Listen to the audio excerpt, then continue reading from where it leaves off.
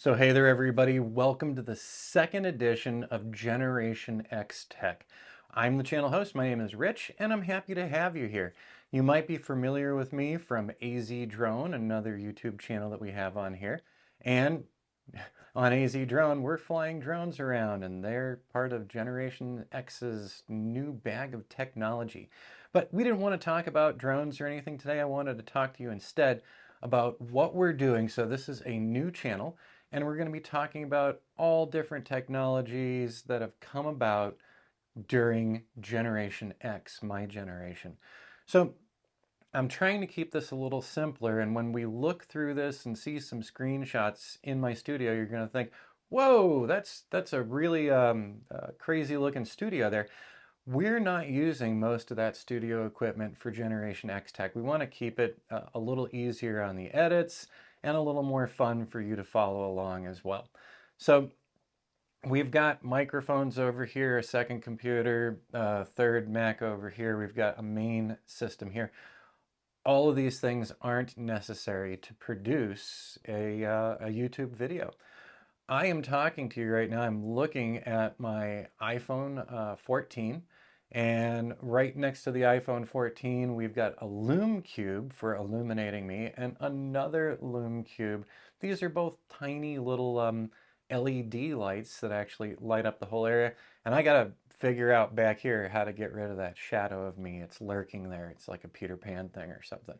But I wanted to introduce you to the idea that you do not, if you're interested in making your own YouTube channel or videos or anything, you can go out and just do it with an iPhone, okay? So you can go out and film with my iPhone 14 or my iPhone 12 that I have over here.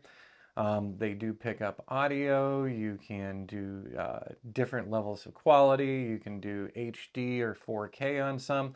So if I was just out or even in the studio here, I could just record with the iPhone, get it set up on a little tripod, hit record, and then position myself. So we're doing this, we are adding a little complexity here. We had those two Lume cubes, and also the phone is on what's called a small rig. It's a little handheld rig that I can hook things to. So one of the things I've got hooked to it is the Rode Wireless Go 2 system. So I have a receiver connected to the iPhone for my audio to get better audio. Even with everything that we do on audio, I'm still not satisfied with our own audio. We're going to keep working on it. So I'll let you know when we get there, or you can let me know when it sounds great to you. But so I could just go out into the field and use the iPhone. I also have a little tripod for mounting things on the desk. It's a Joby Tripod, and that's what's holding my little small rig in there. And we'll get some pictures up of these for you for sure. The Lume Cube is also attached to the small rig, so I could mix and match pieces of equipment to use on that small rig. But like I said, an iPhone and the video capture on the iPhone are perfectly fine. Then if you want to start getting a little more intricate, we can put up a couple of lights to, get a quality lighting that we like, and then we can hook up an audio system like this. So the Rode Wireless Go 2 has been awesome for me. I've used it in the field. So when I'm doing instructional videos over on AZ Drone, when we're outside, I'm using that. And just to show you, that particular system, and I don't work for them, I don't get money from them, so there you go. This is my second transmitter, so I could put this on another person. We could have a conversation. It all feeds back, connects into the iPhone, and now we've got a two-person conversation while we're doing video presentations. So we've walked through houses where Jody has one on her, I've got another one on me, and I'm talking through what we're doing when we're doing 360-degree images in some of our client homes. So this Wireless Go system, I think was a couple hundred at the time. The small rig holder was under 100 easily. So, for a couple $100, you've got a great studio setup that you can bring out in the field with you to capture your moments. If you're doing fun things out in the Granite Dells, let's say, or, you're out at the Grand Canyon, you could record with your iPhone and get some real high quality to make some great video after it.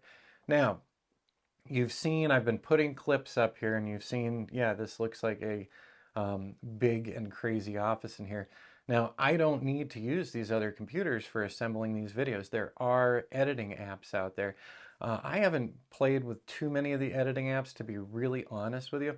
So usually I will come back, from in the field or after recording in here, and I will do my editing in the studio with Final Cut Pro.